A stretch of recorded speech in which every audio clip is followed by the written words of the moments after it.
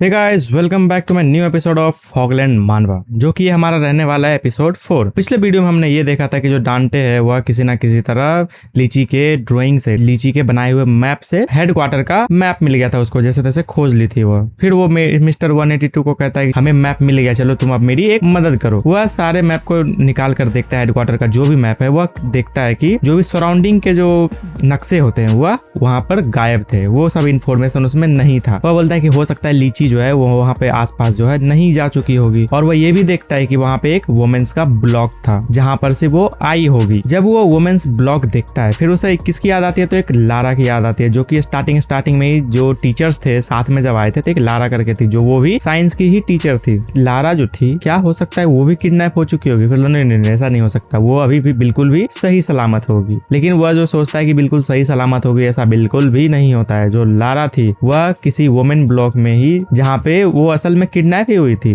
और उसका टॉर्चर किया जा रहा था, और जितने भी वुमेन्स प्रिजनर थी वो क्या कर रही थी, तो उसको ट्वर्किंग करवा रहे थे। जहाँ स्लो होता तो उसके बम पे ही स्लैप बजाना स्टार्ट कर दे रहे थे सब। लारा कहती है कि मुझे भी किडनैप कर लिया गया है। जब टीचर अपने अपने क्लास जा रहे थे तो एक लंबा सा सैनिक मेरे पास आता है और बोलता है कि क्या आप साइंस के टीचर हैं? तो बोलते चलो मैं आपको रास्ता दिखा देता हूँ। जब वो लेकर जाने लगते हैं तो लारा जो है एक एक करके अपना कुछ से कुछ अटपटे से सवाल करने लगते हैं कि जो क्लासरूम है कैसा दिखता है, क्लासरूम कितनी दूर है। तो जो सैनिक था वो उसको एक गाड़ी में बैठने के लिए बोलता है, और क्या कह के, कम ऑन बेबी। और जैसे ही वो बेबी बोलता है और वो गाड़ी में बैठती है, उसे थोड़ा थोड़ा शक होने ही लगता है बोल, और वो सोचती भी अभी अपने आप को पछतावा में रखती है कि काश अगर मैं ये सब पहले ही समझ जाती तो फिर मैं अभी तक बच जाती, मुझे पहले ही समझ जाना चाहिए था। सोल्जर है वो गाड़ी में बैठ के बोलती, क्या तुम ही साइंस टीचर हो ना? फिर वो लारा बोलती है हाँ मैं ही साइंस टीचर हूँ। तो वो इतनी खुशी से बोलती है कि चलो अब हम राइड पे चलते हैं। और कहाँ तक चलते हैं? तो दुनिया के अंत तक चलते हैं राइड पे। उसके बाद वो पूरा स्पीड में ले जाकर चली जाती है वुमेन्स ब्लॉक में, और बोलती है कि यही कहानी है जिस तरह मैं किडनैप हुई हूँ, जो मैं इस डेंजरस एरिया में आई थी पढ़ाने के लिए, और मैं सबको इसलिए ग्रीट की थी ताकि मुझे सब याद रख पाए। लेकिन कोई भी टीचर को मैं याद नहीं हूँ, यहाँ तक कि जो एडमिनिस्ट्रेशन है और जो भी मेरे फैमिली लोग है वो भी मुझे नहीं लगता है कि वो लोग अभी मुझे खोजने की कोशिश भी कर रहे होंगे। तो वहाँ पे जो वुमेन प्रिजनर रहती है वो देखती है लारा को रोते हुए और बोलती है कम ऑन यार, अब मुझे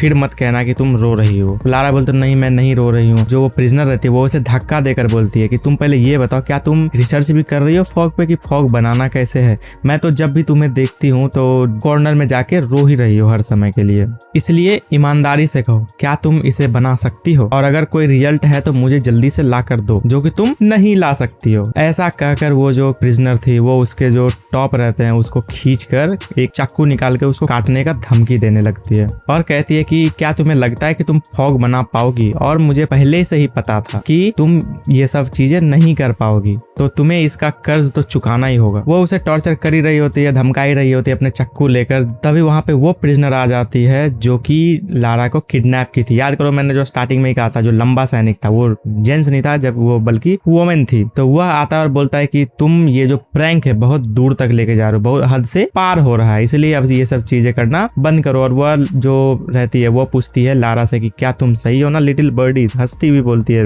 बैडी की तरह, जिसका नाम होता है काली। जो प्रिजनर उसे टॉर्चर कर रही होती है वह काली से बोलती है कि मेरी बात सुनो काली, यह कोई भी फॉग वॉग तुम्हें बनाकर नहीं देने वाली है, यह बस तुम्हें पागल बना रही है। तो वह लारा बोलते नहीं मैं बना सकती हूँ, बस मुझे थोड़ा सा समय चाहिए। वो प्रिजनर थोड़े गुस्से में आकर बोलती है कि चुपचाप रहो, तुम्हें क्या लगता है तुम हम लोगों को मूर्ख बना सकती हो? ऐसा बिल्कुल भी नहीं होने वाला, खास करके मैं तो ये सब चीजों में बिल्कुल भी नहीं पड़ने वाली हूँ। तो लारा जब बोलते कि नहीं मैं बना सकती हूँ, तो फिर वह जो काली रहती है वो खड़े होकर बोलती है उस कैदी के सामने कि क्या तुम्हें सुनाई नहीं दिया इसने क्या बोला अभी? उसके बाद वो प्रिजनर बोलती है कि काली तुम बहुत ही पछताओगी। फिर वह पीछे देखते हुए दोनों चले जाते और बोलती है बाय बाय लिटिल बर्डी कहते हुए फिर वो जाते हैं। फिर क्या होता है, जो लारा रहती है और काली दोनों साथ में रह के उससे कुछ बातें कर रहे होता है, जिसमें जो लारा रहती है वो काली के गोद में बैठी रहती है, यानी काली जो है अपने गोद में बिठाई हुई रहती है और बोलती है कि मैं जब भी तुम्हारे पास नहीं रहती हूँ कोई ना कोई तुम्हें बुली कर जाते हैं, क्यों ना मैं तुम्हें अपने बाहों में रखूं। तो लारा बोलती है नहीं ठीक है। काली बोलती है कि चलो तुम बता भी दो तुम्हें क्या चाहिए, क्या चीज का प्रॉब्लम है। लारा कहती है कि ये जो काली है वह उस वुमेन ब्लॉक की एक शोल्डर में से एक है, जिसे टेंडन सोर्सरर्स भी कहा जाता है, और इसका यह खासियत है कि यह अपने शरीर के किसी भी मसल को बहुत ही ज्यादा टाइटन कर सकती है, बहुत ही ज्यादा हार्ड कर सकती है, और ज्यादातर ज्यादातर ये जो अपना नेक का जो पार्ट होता है वो हमेशा टाइटन रखती है, ताकि अगर कोई भी उसे पे हमला करे तो वह बच सके, क्योंकि जो सबसे पहला हमला होता है गर्दन पे होता है ना। और ये भी कहती है कि जो मुझे किडनैप किया गया था वो और कोई नहीं, ये हमारी काली ही है। काली बोलती है कि चलो ठीक है, तुम अपना जल्दी से बताओ कि तुम्हें किस चीज की जरूरत है, मैं उसे पूरा करूंगा। और पूछती है कि रिसर्च कैसा चल रहा है। लारा थोड़ा सा लड़खड़ाते हुए बोलती है कि जो फॉग है। फिर काली कहती है कि तुम्हारे बोलने पर मैंने तुम्हें पूरा चीनी का जो है एक बोरी ही दे दिया था, लेकिन फिर भी मुझे कुछ अभी दिखाई नहीं दे रहा है। क्या जो नॉक्स जो बोल रही थी सच बोल रही थी यानी वो जो कैदी थी उसका नाम था नॉक्स, क्या तुम्हें सच में भरोसा है ना कि तुम फॉग बना दोगी? लारा कहती कि हाँ फॉग जो है ऑलमोस्ट रेडी है, लेकिन मुझे क्या है रिसर्च का ज्यादा टाइम ही नहीं मिलता है। लारा मन में सोचती है कि मैं तो फॉग बनाना जानती भी नहीं हूँ, मैं बस ये ट्राई कर रही हूँ कि ताकि कुछ ना कुछ करके मैं अपने लिए टाइम बचा पाऊं, ताकि मैं यहाँ पे जिंदा रह सकूं। अगर वो बोल देगी कि मुझे फॉग बनाना नहीं आता तो जितने भी प्रिजनर थे वो कब का उसे मार डालते हैं। जैसे ही काली यह बात सुनती है कि जो लारा है उसे टाइम नहीं मिल रहा है, वो गुस्से से बोलती है क्या तुम्हें टाइम नहीं मिल रहा है, ये तुम पहले क्यों नहीं बताया? अब भी मैं तुम्हारे और नॉक्स के बीच में जो भी बकझक है वो मैं अभी सही करके आती हूँ, यहीं पे इंतजार करो। और वह दौड़ती जाती है कमरे में जहाँ पे नॉक्स रहती है। लारा जो है वह सोचने लगती है कि मुझे ऐसा नहीं कहना चाहिए था, इससे कोई भी चीज सही नहीं होने वाला है। और नॉक्स भी सोचेगी कि मैं इसकी चुगली कर रही थी। काली है वह रूम से ऐसे करके झांक के देखती है। लारा कहती है कि क्या तुमने सारी चीजें उसे बता दी है? काली बोलती है हाँ, अब से यह कभी भी तुम्हारा जो भी समय है बर्बाद नहीं किया करेगी, जो हमारे बीच में एग्रीमेंट हुआ था। और क्या होता है भाई, वो डायरेक्ट नॉक्स का जो सर रहता है वह उसको बाहर निकाल कर दिखा देता है, यानी कि जो काली रहती है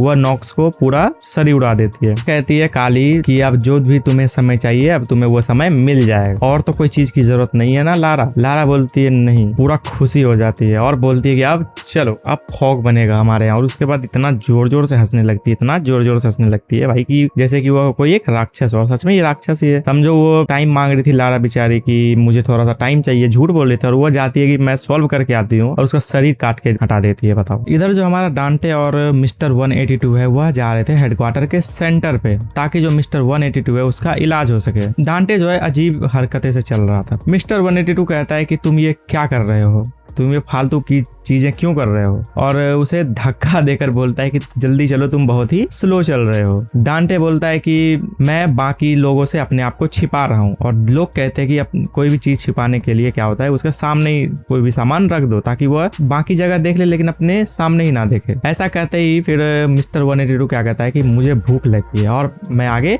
नहीं जा सकता हूँ। डांटे कहता है कि ये सब क्या कह रहे हो, मैं तो तुम्हारे लिए इतना सारा चीज कर रहा हूँ। 182 कहता है कि ऑलरेडी 2 शाहौल जो है हमने पार कर लिया है, चलो अब खाना खा भी लेते हैं। डांटे कहता है कम ऑन यार, अब तुम छोटे बच्चों की तरह मत करो जो कि खाने के पीछे भागता रहता है। और अब जो है शाहौल जो है वो अब सेफ भी नहीं है, अगर हम लोग वहां जाएंगे तो लोग हमें पहचान लेंगे। पहले वाला दिन बिल्कुल भी नहीं रहा है कि जब तुम्हें भूख लगता था तो तुम खाना खाते थे, जब तुम थकते थे तब तुम सो जाते थे, और तो और जब हमें कोई ललकारता था फाइट के लिए तब तुम फाइट करते थे। लेकिन अब ये सब छोड़ दो, ये सब दिन बिल्कुल भी नहीं रहा, क्योंकि तुम्हारा जो हाथ है वो बहुत ही बुरी हालात में है, इसलिए हम दोनों में से कोई भी यहाँ पर नहीं रुक रहा है। और हम वैसे खाई के किनारे पर है, अगर हमने एक भी कदम पीछे रखा तो मौत के मुंह में जाने से हमें कोई भी नहीं रोक सकता है। डांटे और 182 जो है वह डम्पलिंग विलेज में चला जाता, जिसमें पहले एपिसोड में जो हुआ था कि टावर जो है वह एक क्या ब्रोकर के पास जाता है, धमकी देता है कि तुम इसे जल्दी से ढूंढ दो, और उसका कान भी काट कर खा गया था। जितने भी ब्रोकर होते हैं, इंफॉर्मेशन ब्रोकर होते हैं, हर एक सेक्टर में सब एक दूसरे से उसी डांटे और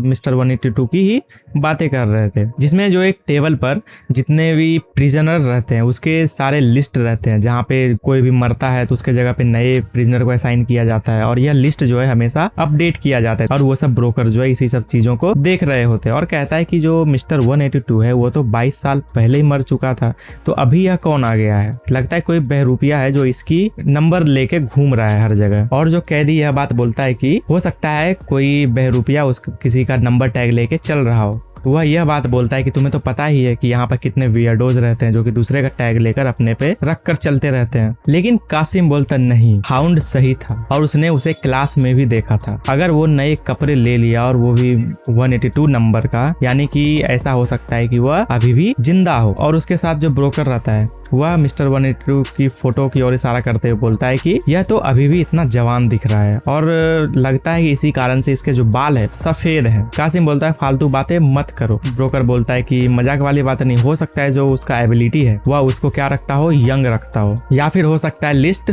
अपडेट ही ना किया गया हो। कासिम बोलता नहीं, 22 साल हो चुके हैं और अभी तक कोई भी ब्रोकर ऐसी चीजों को जानता भी नहीं है। हो सकता है कि इसका जो आइडेंटिटी है वह जानबूझकर सीक्रेट रखा गया हो और हमारी अब सिर्फ एक ही है जो मदद कर सकता है और वह कौन है, तो एडमिनिस्ट्रेशन है। डांटे और मिस्टर 182 जो है वह डम्पलिंग विलेज का मेन गेट पे आ जाता है। डांटे फिर कहता है कि मुझे देखने दो, क्या यह सच में डम्पलिंग विलेज ही है ना। मिस्टर 182 कहता है कि हाँ, मुझे तो पक्का भरोसा है कि यह डम्पलिंग विलेज ही है, हमारा यह कोई टोपू विलेज नहीं है। डांटे कहता है कि हाँ तुम सही कह रहे हो, यह टोपू विलेज नहीं है, यह है डम्पलिंग विलेज। मिस्टर 182 कहता है कि तुम ज्यादा एक्साइटेड मत हो, अब हम लोग यहाँ पर आए हैं जो कि यह जो जगह है सेंटर में, तो यहाँ पे जो लोग हैं और भी ज्यादा पावरफुल हैं। जैसे ही दोनों अंदर जाते हैं डांटे की आंखें चकाचौंध हो जाती है। वह क्या देखता है कि यहाँ पे एक स्ट्रीट है, बाजार है पूरा का पूरा, और सभी लोग एक दूसरे से सामान खरीद रहे हैं, यहाँ दुकान लगा हुआ है, यहाँ तक कि लाइट भी वहां पर था। फिर वो बोलता है कि यह क्या चीज है, यहाँ पर तो पूरा इकोनॉमी सिस्टम ही चल रहा है। फिर वह बोलता है कि यहाँ तो बहुत सारे लोग भी हैं, मैंने जितना भी मैप देखा था उसमें सारी डाटा थी लगभग, और मुझे यह पता चला था कि जो विलेज है हर विलेज में कोई ना कोई सोल्डर रहता है जो कि पूरा उस विलेज को कंट्रोल करता है, लेकिन ये जो सेंटर है उस यहाँ पर कोई भी सोल्डर के बारे में मेंशन नहीं किया गया था। लेकिन मैं अपना गार्ड डाउन नहीं करूंगा, हो सकता है अननोन टेरिटरी में कोई अजीब सा चीज हो। और डांटे जैसे ही बोलता है मिस्टर 182 हमें अब एलए की ओर से जाना चाहिए, तो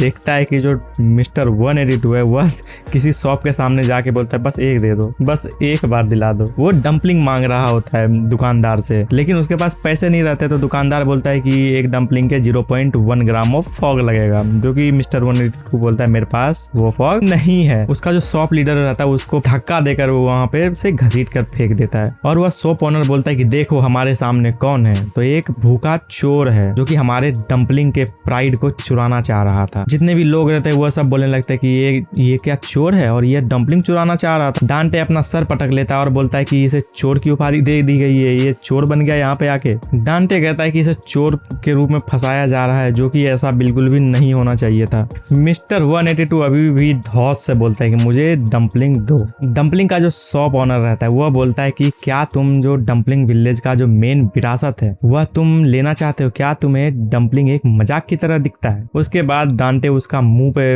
हाथ रखकर बोलता है कि मैं इसके बिहेवियर के लिए माफी मांगता हूँ। शॉप ऑनर बोलता है कि तुम कौन हो, क्या तुम भी एक चोर हो। डांटे बोलता है कि नहीं हम चोर नहीं है, हम यहाँ पर से गुजर रहे होते हैं क्योंकि मेरा जो छोटा भाई है मेंटली बीमार है। शॉप ऑनर बोलता है कि अगर तुम कोई चोर नहीं हो तो क्या तुम कोई आर्म्ड रॉबर हो, क्या कोई तुम डाकू हो, और ये जो अपने सर पे है ये सब फालतू के मुखौटे क्यों लगा रखे हो, और मुझे बिल्कुल पता चल रहा है कि तुम लोग क्या हो, स्कम बैग हो, निकम्मे हो, और इस विलेज में कोई भी निकम्मे का जगह नहीं है। और सब के सब जितने भी लोग रहते हैं वो सब बोलने लगते हैं कि मारो इसे, मार दो, जान से खत्म कर दो। ऐसा सारे लोग कह रहे होते हैं, तभी एक आवाज आती है रुको ठहरो, और वह कौन बोलता है, तो एक बूढ़ा व्यक्ति रहता है जिसका जो सर रहता है वो डम्पलिंग के जैसा ही रहता है, जिसका नाम होता है mister plump dumpling. Mister plump dumpling रहता है, वह डांटे के पास जाके बोलता है कि तुमने कहा कि तुम्हारा जो छोटा भाई है वह मेंटली इल है, और मिस्टर 182 की हाथों को देखकर बोलते हैं ओ डियर, लगता है तुमने अपने हाथों को बहुत ही ज्यादा चोट पहुंचाई है। लेकिन वहाँ जो शॉप ऑनर रहता है वो बोलता है कि नहीं मास्टर, यह हमारे डम्पलिंग को चुराना चाह रहा था। मिस्टर प्लम्प डम्पलिंग बोलता है कि इसके तो हाथ भी नहीं है सही से, तो यार कोई डम्पलिंग कैसे चुरा सकता है। प्लम्प डम्पलिंग रहता है, वह दोनों को अपने साथ बुलाता है और खाने के लिए देता है, और कहते हैं कि तुम लोग तो इतने अच्छे लोग दिख रहे हो, लेकिन तुम अपने जो चेहरे पर ये डरावना सा मास्क क्यों लगाए हो, और मेरे जो चेले हैं उसे माफ कर देना, हम लोग बस इतना चाहते हैं कि जो भी हमारा यहाँ का जो कार्य काज है वह शांतिपूर्वक हो सके। डांटे बोलता है कि जो भी चीजें अभी हुई है हमें माफ कर दीजिएगा। मिस्टर प्लम्प डम्पलिंग जो है वह पूछता है कि चलो बताओ आप लोग को ये डम्पलिंग कैसा लगा। डांटे और मिस्टर 182 कहता है कि बहुत अच्छा लगा, लेकिन आप ये बताओ कि जो भी ये डम्पलिंग है ये तो अलग ही टाइप का टेस्ट लग रहा है, तो ये सब इंग्रेडिएंट्स आप लाते कहाँ से हो। प्लम्प डम्पलिंग बोलता है कि जो भी कैफेटेरिया में जो बचा खुचा रहता है हम लोग उसी से ये सब चीजें बनाते हैं, वहीं से इंग्रेडिएंट्स लाते हैं। डांटे सड़क जाता है और बोलता है कि इसका टेस्ट जो इसका स्वाद बिल्कुल भी बचे कुचे खाने के जैसा बिल्कुल भी नहीं लग रहा है। प्लम्प डम्पलिंग बोलता है हाँ ये तो बिल्कुल सही है, और ये जो है डम्पलिंग हमारे गांव का गर्व है, विरासत है, और बहुत दूर दूर से हमारी डम्पलिंग को लोग यहाँ पर खाने के लिए आते हैं। और थोड़ी बार उदास होकर बोलता है कि ऑफ कोर्स यहाँ पे लोग हॉस्पिटल के लिए भी आते हैं, तुम लोग भी यहाँ जो है हॉस्पिटल के लिए हो, जो कि तुम्हें अब ये सब सारी बातें छोड़ देनी चाहिए। और यहाँ पे कोई भी हॉस्पिटल नहीं है। इस एरिया को अब हम जानते हैं किसके नाम से, तो डीमन किंग्स कैसल के नाम से जानते हैं, और यही नाम से हम ये इस जगह को बुलाते हैं। डांटे जो है प्लम्प डम्पलिंग से सवाल करता है कि डीमन किंग्स कैसल, अब ये क्या चीज है, आप किस बारे में बात कर रहे हो। प्लम्प डम्पलिंग बोलता है कि कोई ऐसा चीज जो कि बहुत ही ज्यादा भयानक है, और मेरे पे भरोसा करो, तुम्हें वहाँ उस जगह पे नहीं जाना चाहिए। और बहुत ही समय से कोई तो डीमन किंग को देखा भी नहीं है, और देखा भी होगा तो वह जिंदा वापस बचकर नहीं आया है। वो अपने हाथों को दिखाता है, बहुत ही बुरी हालात में था, और बोलता है कि देखो उन्होंने हमारे ये इस हाथ को क्या किया है। डांटे बोलता है कि क्या हुआ, कोई शोल्डर है। प्लम्प डम्पलिंग बोलते हैं कि वो सब तो नहीं है, लेकिन कोई भी शोल्डर उससे भिड़ने की हिम्मत तक नहीं करता है। डांटे थोड़ा हड़बड़ा के बोलता है कि लेकिन एक मिनट, मुझे यह बताओ कि क्या वहाँ पे कोई डॉक्टर वॉक्टर नहीं है, मुझे डॉक्टर की सख्त जरूरत है। प्लम्प डम्पलिंग बोलता है कि यहाँ पे कोई भी डॉक्टर नहीं है, और मुझे जो बताना था मैंने तुम्हें बता दिया है, और जब तक दिन ना हो तुम्हें यहीं पर रेस्ट करना चाहिए, और मैं तुम्हारे रात के सोने का इंतजाम कर दूंगा, तुम्हें एक कमरा दे दूंगा। और दोनों को एक कमरा दे दिया जाता है, जिसमें कि डांटे जो है वो सोचने लगता है कि जो प्लम्प डम्पलिंग ने कहा था कि अब यहाँ पे कोई भी हॉस्पिटल नहीं रहा है, तो हुआ क्या होगा, क्या जो डीमन किंग है वो सभी डॉक्टरों को मार दिया है। और मिस्टर 182 से वह सवाल करने लगता है कि तुम ये बताओ कि तुम डॉक्टर से लड़ाई कब किए थे। मिस्टर 182 कहता है कि बहुत ही समय पहले किया था। डांटे बोलता है कि चलो मुझे और इसके बारे में बताओ कि जो हॉस्पिटल है वह कैसा दिखता था, और तुम यहाँ पर क्यों थे। 182 जवाब देता है कि मेरे हाथ कट गए थे, इसलिए मैं यहाँ पे हॉस्पिटल आया था, और उस समय मैं भूखा था, मुझे चक्कर आ रहा था, तो कहाँ चला गया, तो हॉस्पिटल चला गया, और मैंने उस जगह पे एक डॉक्टर को देखा था। मैंने उसे कहा कि मेरा प्लीज आर्म सही कर दो। डांटे उसे बीच में रोक देता और बोलता है क्या तुम जो भी ये बातें बोले हो, ये सब बातें उसे कहे थे। मिस्टर 182 कहता है कि हाँ मैंने यही सारी बातें बोली। डांटे बोलता है कि फिर उसने क्या कहा। फिर 182 को बताता है क्या तुम्हें लगता है कि मैं तुम्हारे लिए एक आर्म बना के दूंगा तुमको, और यही सब बातें उसने मुझसे कहा था। डांटे बोलता है कि हाँ इसमें कोई सरप्राइज होने वाली बात तो नहीं है, वो ऐसा ही बोला होगा। मिस्टर 182 कहता है कि ऐसा सुनने के बाद भी मैंने उसे हिट कर दिया, फिर वह मुझे हिट किया, मैंने उसे हिट किया। लेकिन डांटे बोलता है क्या तुम उस डॉक्टर को मारे तो नहीं। 182 कहता है नहीं। फिर डांटे बोलता है क्या तुम उसे सबक सिखाए मिस्टर 182। फिर वो बोलता है नहीं, वह मुझे एक बार ज्यादा हिट किया था, यानी वह मुझे एक बार ज्यादा मारा था। और वह गुस्से में आ जाता है, बोलता है कि मैं उसको अभी जाके मारने जा रहा हूँ, मैं पुराना बदला चुकाने के लिए जा रहा हूँ। डांटे उसे वहीं रोकता है और बोलता है रुको रुको, ये पागलपंती मत करो, हमें तो यह भी पता नहीं है कि जो डॉक्टर है वो अभी तक जिंदा भी होगा कि नहीं होगा। जो प्लम्प डम्पलिंग था वो तो बोले थे कि जितने भी सारे डॉक्टर है उसे मार दिया गया है, लेकिन 182 कहता है कि नहीं, वह अभी जिंदा है, मैं उसकी आवाज को अभी भी सुन पा रहा हूँ। तो ये हमारा एपिसोड होने वाला है डीमन किंग कैसल के ऊपर। वह दोनों सुबह होते ही चले जाते हैं उस हॉस्पिटल की ओर और देखते हैं कि वहाँ पे हर जगह लहास ही लहास था, पुराने से लेकर ताजे तक। डांटे बोलता है जो भी प्लम्प डम्पलिंग थे वो बिल्कुल सही कह रहे थे इस एरिया के बारे में। और डांटे 182 से कहता है कि क्या तुम्हें पक्का भरोसा है कि वो जो डॉक्टर है अभी भी जिंदा है, अभी भी यहीं पर है। 182 कहता है कि हाँ मैं अभी भी उसे सुन पा रहा हूँ। डांटे को फिर एक उसकी एबिलिटी के बारे में पता चलता है कि जो हमारा 182 है उसके पास सुनने की अविश्वसनीय शक्ति है, बहुत ही दूर दूर तक वह सुन सकता है। फिर जब डांटे जो है वह मिस्टर 182 से पूछता है कि तुम किस तरह की साउंड सुन रहे हो। 182 कहता है कि मैं डॉक्टर का साउंड सुन रहा हूँ। फिर वो पूछता है कि यह साउंड कैसा होता है। वो जवाब देता है मुझे नहीं पता। डांटे पूछता है कि क्या तुम्हारे पास कोई एबिलिटी है, क्या तुम वैसी चीजों को सुन सकते हो जो बाकी दूसरे कोई नहीं सुन सकते हैं। मिस्टर 182 कहता है कि नहीं, ऐसा बिल्कुल भी नहीं है। लेकिन डांटे बोलता है हाँ ऐसा ही है, मुझे पक्का विश्वास है कि तुम जो फॉग लेते हो उसके वजह से तुम्हारे पास ऐसा एबिलिटी है जो कि दूसरे कोई नहीं सुन सकते, तुम सुन सकते हो। और डांटे जो है थोड़ा सा धीरे से बोलता है कि क्या ये इसीलिए तुम बोलते रहते हो हमेशा कि तुम बहुत जोर से बोल रहे हो, बहुत जोर से बोल रहे हो, तुम सच बता दो क्योंकि हो सकता है हम इस एबिलिटी का इस्तेमाल कर पाए। मिस्टर 182 गुस्से में आके बोलता है कि यह कोई एबिलिटी नहीं है और उसे एक लात मार के दूर फेंक देता है। मिस्टर 182 मन में सोचता है कि मैंने तो बस बड़बड़ाया था और इसने वो सब बातें सुन लिया, हो सकता है इसका जो एबिलिटी वो सच में है। और सोचता है बोलता है कि इस जगह के बारे में क्या यह हॉस्पिटल सच में एक डीमन किंग्स कैसल है? कोई बात नहीं, हम लोग पता कर लेंगे। जब वह दोनों गेट के पास पहुंच गए होते तो वह मिस्टर 182 को और खुद एक पत्थर के पीछे छिप जाता है और बोलता है कि जरूर यह हॉस्पिटल का ही गेट होगा। और क्या जो हॉस्पिटल में कन्वर्सेशन हो रहा है, क्या तुम्हें कुछ सुनाई दे रहा है? फिर डांटे बोलता है कि चलो ठीक है, लेकिन हम दोनों में जो बात हुई थी, जो हमने डिस्कस किया था तुम्हें करने के लिए, क्या तुमने किया? तुम्हें पता है? वो बोलता है हाँ। फिर डांटे बोलता है कि चलो ठीक है, तुम बताओ मुझे कि हमने क्या क्या बात किया था। मिस्टर 182 कहता है कि मैं जाऊंगा, गेट ठकठकाऊंगा और फिर जितना जल्दी हो सके छिप जाऊंगा, और अगर मुझे दिखा कि वहाँ पे कोई डॉक्टर है तब तो ठीक है, लेकिन अगर मुझे कोई डॉक्टर नहीं दिखा तो मैं भागता हुआ आऊंगा और डांटे तुमको उठाऊंगा और फुर्र सा भाग के निकल जाऊंगा दूसरी जगह। डांटे खुश हो जाता है, बोलता है ये बात, चलो अब हम ये सब चीजों को करते हैं और हम इस मिशन का नाम रखेंगे डिंग डोंग डिच। और जब मिस्टर 182 जा रहा था गेट के पास, डांटे सोचता है कि जो हमारा 182 है उसके पास इनक्रेडिबल हियरिंग पावर है और वह राम बुतान से भी ज्यादा तेज दौड़ता है, तो यहाँ पे कोई भी रिस्क मुझे दिखाई नहीं दे रहा। इधर हमारा जो मिस्टर 182 है वह जाता है, गेट ठकठकाता है और इतना स्पीड में वो डांटे के पास चला जाता है। बाहर कोई नहीं आता है। वह पूछता है भी क्या तुम्हें कुछ फुटस्टेप सुनाई दे रहा है? बोलते नहीं।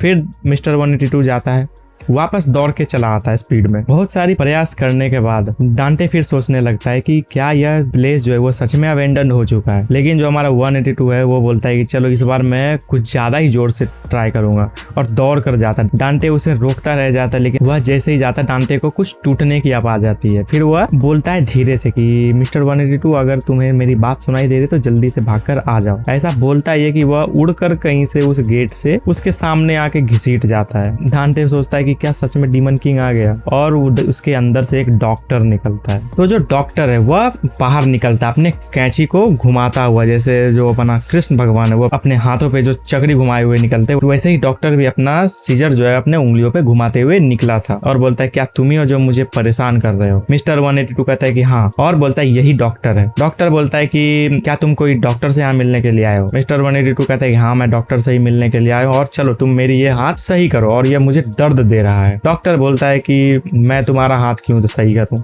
मिस्टर 182 जवाब देता है कि क्योंकि तुम एक डॉक्टर हो। डॉक्टर बोलता है उसे कि मैं तुम्हें 3 सेकंड देता हूँ, जितना जल्दी हो सके यहाँ से तुम दफा हो जाओ। इधर अपना डांटे जो है वो अपना धीरे से आवाज में बोल रहा है ताकि जो अपना मिस्टर 182 है वह सुन जाए कि थोड़ी अच्छे से बात करो, पोलाइट रूप से रहो। लेकिन जो है हमारा 182 है वो क्या सुनने वाला, वह डायरेक्ट 3 गिनता है, 1 2 3, और बोलता चलो अब तुम सही करो क्योंकि अब मुझे दर्द दे रहा है। डॉक्टर जो है वह मिस्टर 182 के सामने जाता है, उसका जो मुंह खोटा रहता है उसको सामने की ओर खींचता बोलता है क्या तुम मेरे लिए फॉग लाए हो, या फिर तुम अपने आप को कोई ह्यूमन समझते हो जो कि तुम ह्यूमन राइट्स के लिए मुझे बोल रहे हो कि तुम्हें मुझे ठीक कर देना चाहिए? 182 कहता है कि क्योंकि तुम एक डॉक्टर हो। डॉक्टर बोलता है कि तुम्हारे इंजरी और मेरे प्रोफेशन का क्या लेना देना है, आखिर में तुम एक क्रिमिनल हो। ये सुनने के साथ ही जो हमारा 182 है वह उसको मारने की कोशिश करता है, लेकिन जो डॉक्टर है वह उसको रोक लेता है और कहता है कि मुझे पता था कि तुम जैसे जो क्रिमिनल होते हैं कोई भी मैटर को हैंडल कैसे करते हो और तुम्हारे पास कोई भी मैनर नहीं है, लेकिन छोड़ो। ऐसा कहते हुए वह 182 को धक्का दे देता है और अपने लातों से मारने की कोशिश करता है, लेकिन मिस्टर 182 उसको वापस से डॉज कर देता है। डॉक्टर बोलता है चलो ठीक है, जिसके पास आर्म नहीं होते हैं वह डॉज करते हैं तो काफी इंप्रेसिव है। उसके जवाब में 182 वापस उसको लात से मारने की कोशिश करता है, लेकिन वह डॉक्टर फिर उसको रोक लेता है और कहता है नाइस ट्राई पंक, और डॉक्टर जो है उसको उठाकर पटक देता है। फिर डॉक्टर बोलता है कि बैड न्यूज, जो भी अब तुम्हारे हाथ डैमेज थे, अब तुम जो पहले 1 आर्म से के नाम से जाने जाते थे अब तुम 1 लेग के नाम से जाने जाओगे। अब तुम क्या करोगे 1 आर्म बास्टर्ड? जैसा ही वह बोलता है मिस्टर 182 जंप करता है, उसके कंधे पे दोनों लात रखता है, उसके जो हाथ के जो थंब के जो मांसपेशियां रहते हैं उसी को वह काट देता है। लेकिन मिस्टर 182 है वह उसके जो थंब का जो मसल होता है उसको काट नहीं पाता है, और डॉक्टर बोलता है कितना इंटरेस्टिंग है। फिर मिस्टर 182 के अलग अलग पार्ट पे अपने कैंची से उसको घायल कर देता है और मिस्टर 182 दूर जाके घसीटता हुआ चला जाता है और उसके बहुत ही अलग अलग पार्ट को वो जख्मी कर देता है और कहता है कि ऐसे करके हम टेंडेंस को कट किया करते हैं, और तुम्हें जो मैंने 3 सेकंड दिया था उस 3 सेकंड में ही तुम्हें यहाँ से भाग लेना चाहिए था, लेकिन तुम भागे नहीं। और अपना जो सीजर रहता है वो अपना ऊंचा ऊपर उठाता है और उसको मारने के लिए जैसे ही आगे बढ़ता है डांटे बोलता है रुको, और डांटे सामने आता है, मिस्टर 182 को पीछे छिपा लेता है और कहता है कि प्लीज शांत हो जाओ और हम लोग यहाँ पे लड़ने के लिए नहीं आए, हम लोग यहाँ पे डॉक्टर के लिए आए हुए हैं। डॉक्टर बोलता है कि क्या तुम ये सब नजारा छिप कर देख रहे होते हो कीड़े की तरह? डांटे बोलता है कि नहीं, मैं श्योर नहीं था कि ये जगह जो है ये हॉस्पिटल है। डॉक्टर बोलता है तुम्हें हॉस्पिटल की जरूरत क्यों है? तुम लोग अपनी बिगड़ी हुई जिंदगी जैसे जीते रहो और जाके कहीं पे मर जाओ। तुम्हारा जीना ना जीना कोई भी फर्क नहीं है। डांटे को थोड़ा आइडिया लगता है कि ये जो डॉक्टर है वो थोड़ा सा हॉस्टाइल रूप में बात कर रहा है जो भी प्रिजनर्स है। फिर डांटे बोलता है क्या हो अगर मैं तुम्हें बोलूं कि मैं प्रिजनर ही नहीं हूँ? डॉक्टर बोलता है कि अच्छा तो तुम अब बातें बनाने लगे हो। डांटे अपनी आंख को चीर कर बताता है कि देखो मैंने अभी तक कोई फॉग भी नहीं लिया है और मैं एक इनोसेंट सिविलियन हूँ। डॉक्टर बोलता है कि फिर तुम यहाँ पर क्या कर रहे हो? डांटे बोलता है मैं यहाँ पर प्रिजनर एजुकेशन प्रोजेक्ट पे आया था जिसमें एक टीचर का पार्ट लिया था मैं, लेकिन एक राइट होने के कारण जो भी सिचुएशन है अभी तुम्हारे सामने में है। और क्या तुम एक डॉक्टर हो? डांटे उसके घुटने पे जाके बोलता है कि प्लीज मेरी मदद करो। डॉक्टर ये सब बातें सुन के क्या करता है बोलकर कि प्रिजनर एजुकेशन प्रोजेक्ट, ऐसा बोलकर वो बहुत जोर जोर से हंसने लगता है। डांटे को लगता है कि इसे भरोसा नहीं हो रहा है तो क्या करता है वो अपना जो भी आउटफिट रहता है टाई का, शर्ट का और जो भी उसका पैंट रहता है उसके बारे में दिखाता है कि जितनी भी सारी चीजें वो सब ब्रांडेड है और बोलता है कि तुम्हें क्या लगता है कि क्या कोई प्रिजनर के पास ऐसा ब्रांडेड शर्ट सब आ पाएगा? डॉक्टर बोलता है चलो ठीक है, बता तुम्हें मेरी क्या मदद चाहिए। तो डांटे सबसे पहले बोलता है कि मुझे प्लीज एडमिनिस्ट्रेशन से कांटेक्ट करवा दो और दूसरा है कि मेरे इस साथी को सही कर दो। डॉक्टर बोलता है क्या यह भी एक टीचर है? डांटे बोलता है हाँ यह भी एक टीचर है और यह एक जिम टीचर है। अब क्या है कि इधर जो हमारा कासिम था वो अपने ठिकाने पे बैठा हुआ था, उसके पास चला जाता है बोन ईटर और कहता है कि कैसे हो मेरे बीच फ्लेवर्ड फ्रेंड। कासिम बोलता है कि मुझे विश्वास नहीं था कि हम लोग ने कोई डेडलाइन भी फिक्स किया था। बोन ईटर बोलता है कि तुम्हें तो मैंने बोला ही था कि जैसे ही मुझे तुम्हारे लिए क्रेविंग्स आएगी तुम लोगों के लिए वैसे ही मैं यहाँ पर पहुंच जाऊंगा। कासिम बोलता है कि वह डम्पलिंग विलेज में वहाँ के कोई लोग जो है उसको